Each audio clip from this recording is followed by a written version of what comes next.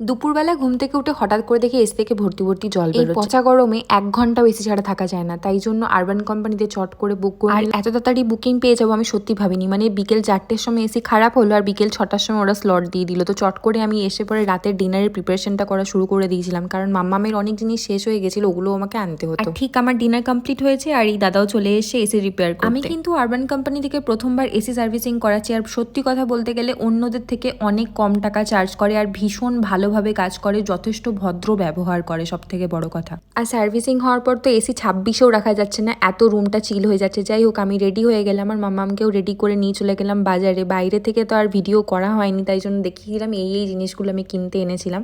তারপর রাতের বেলাতে দেবনীল চলে এলো, আর দেবনীল কাছে জানি না আমার মেয়ে কি অভিযোগ করছে। তারপরে মাহির পাপা আর মাম্মা মিলে অনেক খেলাধুলো করলো। তারপর আর কি খাওয়া দাওয়া করে শুতে গেলাম। একদম না, রাত থেকে আমরা দুজন মিলে বাড়ি পাহারা দিচ্ছিলাম। ভিডিওটা ভালো লাগলে একটা সাবস্ক্রাইব করে চ্যানেলের পাশে থেকো।